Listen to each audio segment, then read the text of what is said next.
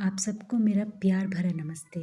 आशा करती हूँ आप बहुत अच्छे से हो और पहले से भी ज़्यादा अच्छे हो, पहले से भी ज़्यादा खुशियाँ मिली हैं और अपने आप को हमेशा खुश रखते हो।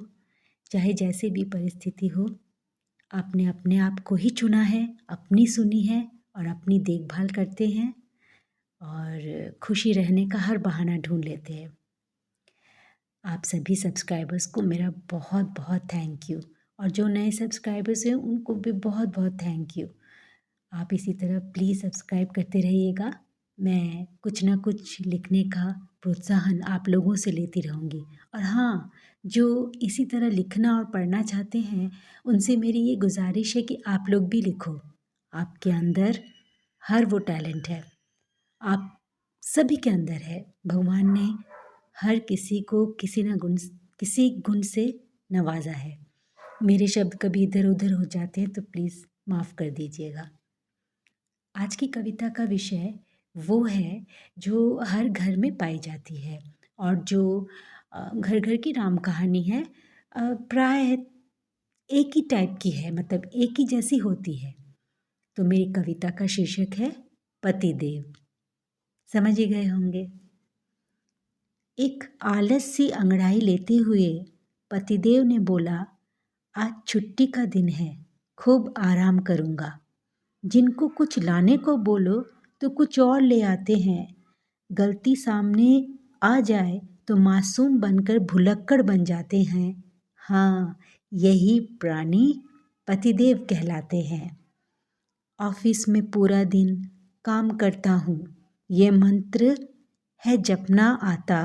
एक काम ढंग से करा लो तो 10 काम बिगाड़ना आता।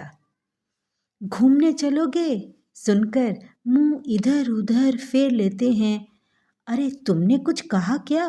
बोलकर घर के छोटे बच्चों सा मुंह बना लेते हैं। घर कभी कुछ भूल से मांग बैठती हूँ तो एक टक देखते हैं, फिर जी जलाने वाली मुस्कान देकर कहते हैं, अभी तो दिलाई थी साड़ी, वो पहन लो। और जो सूट दिलाई थी उसकी तुमने क्या अचार बना ली है? ऐसा बोल बोल कर पिछले कई महीनों का खरीदा हुआ हर सामान याद दिलाते हैं। अगर वो भी कम पड़ जाए तो महंगाई पर एक बहुत जोरदार लेक्चर सुना देते हैं। लेकिन हम भी तो कुछ कम नहीं, हमको मुंह फेरने की देरी नहीं। अपने होने की पतिदेव को याद दिला देते हैं। वे भी बेचारे क्या करे, मजबूरी में ही सही, चलो बाजार घुमा लाते हैं कहते हुए स्कूटी की चाबी ढूंढने लगते हैं। परेशानी तो इनको ससुराल जाने में होती है। जाने के बाद इनके नखरे घर के लाडले जैसी होती है। अपनी खातिरदारी में सबकी परेड कराते हैं। फिर जैसे तैसे एक पूरा दिन बिता के दूसरे दिन घर वापस लौटने की रट लगाते हैं। यही तो है इनकी सच्चाइयाँ।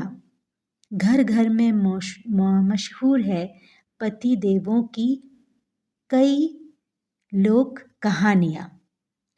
एक कविता में पूरी नहीं समाएगी पति देव की कथा, इसलिए समाप्त करती हूँ हम पत्नियों की जग चर्चित व्यथा।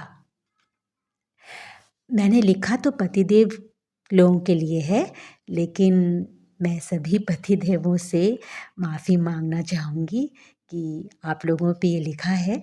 लेकिन ये तो एक हिस्सा है, एक वो हिस्सा जिसका हम पत्नियों पर हम पत्नियों का आप पर अधिकार है। मतलब हम बोल सकते हैं और आप लोगों को सुनना तो पड़ेगा। धन्यवाद।